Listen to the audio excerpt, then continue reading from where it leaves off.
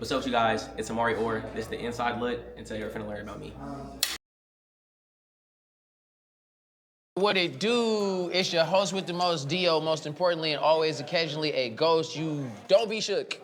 It's the Inside Look. We here with Omaree Ür. How you doing, yes, brother? Yes, sir, bro. I'm doing wonderful. Pleasure to have you, bro. Brother? So Blessed, I blessed. ask everybody when they sit down, what part of town are you from and what challenges do you face being an artist from that side of town? Definitely. So I'm from Natomas. I'm a little bit, Nice. I guess you could say, I'm like bilingual because I grew up in the P and then I lived in Natomas as well. Okay, I feel it. So it's like, bounce back and forth. Yeah, I feel it. Definitely challenges are, the political state of the city and how much within this art, they want you to choose a side, and that definitely has made it more difficult, and it's been harder to branch out and like work with certain people because it's always that question of where are you from, Yeah. 100%.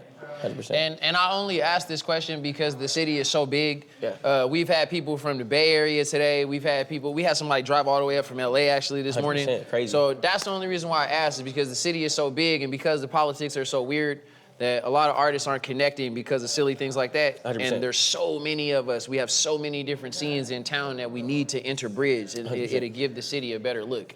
What is it that made you start creating, especially being from two completely opposing parts of town? What is it that keeps you creating and what started you creating?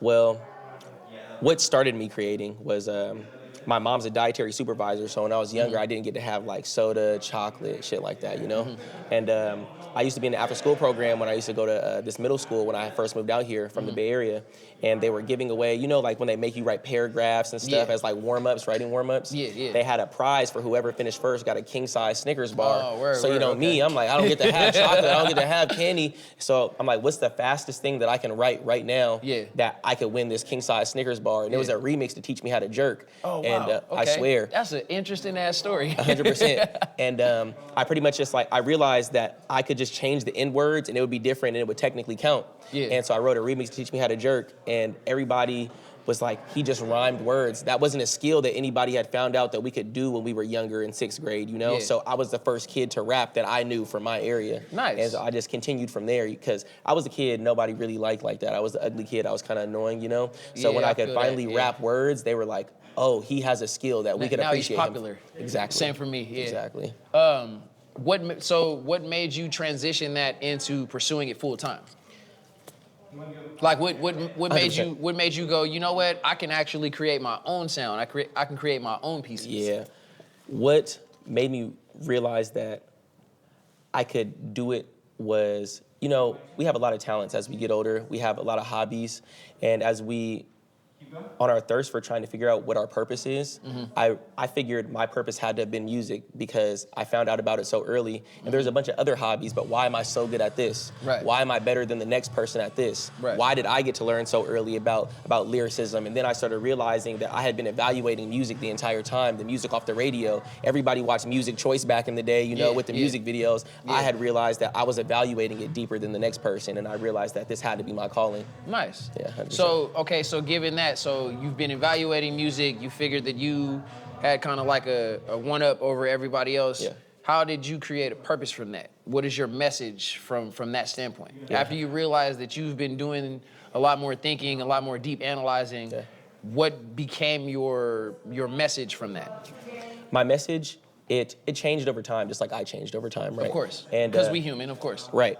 And at first, it was just an emotional outlet for me to say what I felt like I couldn't say with words that I could put down on the paper, I could put down on the phone, I could put it on the beat.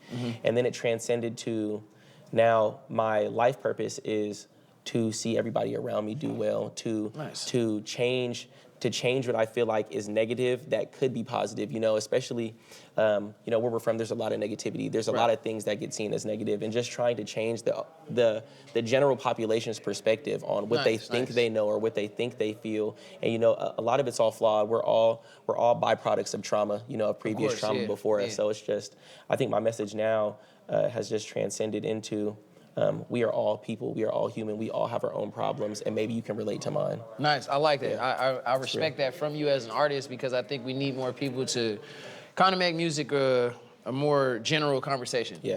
I know some things are interpersonal for people. I know it's an outlet for people to express, but We definitely need to find more people and find more ways to incorporate everybody into acknowledging self-expression. Yeah, 100%. And I think that personally will bring us to like a closer space of peace if everybody can understand that this is self-expression. 100%. Building off of that statement with self-expression, so what is it like for you to create? What is the process? What is Omaree's process when you go to write, when you hear a beat, when you're going to record? What is your creative process like? My creative process always starts with emotion. You know, I feel like music is art, as we all know, so that's not like, you know. Of course. But I have to be able to see the picture in my head before I can paint it lyrically. Nice. And I think that where it starts with me is feeling an emotion. So I feel an emotion that makes me see an image that I can then portray or translate to the beat, you know?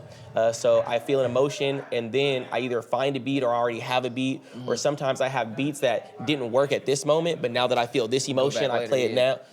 Things like that. And starts with emotion and then ends off with me learning how to translate my emotions better every time I create a song. Nice. I really respect that. I have a lot of similarities to that type of creation. Like I'll be sitting in traffic, something will come in my mind, or any type of situation, something on TV will remind me of something. I'll be thinking about something from 2 weeks ago. Right. You've been making music for a while now, right? For a long time. Exactly. Yeah. How old are you, Natomas? I'm 35. 35, bro. I'm Yeah. 27. So, you know, Nice. the more experience that you get, you know, it just comes with it, you know? Exactly. You So understand how long have you been doing this? 12, I just Nice. checked on YouTube. My very first YouTube video I ever posted was 12 years ago, and I was probably rapping like 3 years before that. So Nice. somewhere between Okay. like 12, 15 so yeah, years. you for sure. deep rooted in it. That's Yeah, what's up. 100%, That's what's up. 100%. And you can tell you're very well articulated. You can tell that you have a lot of important things on your mind. Yeah. It seems like you have a lot of important things to express. And again, I appreciate that from you as an artist. Yes, sir. We need more people to be more focused on what they're saying. Yeah. Not dissing anybody, but you know, a lot of people, they kind of just say what comes to mind. We need more people to be a little bit more articulate with the things that they're saying. There's different types of music. Some Exactly. people do the one that's less spiritually aware, Right. you know, and some of us do, you know, just they pick their own Right. poison, you know. Exactly.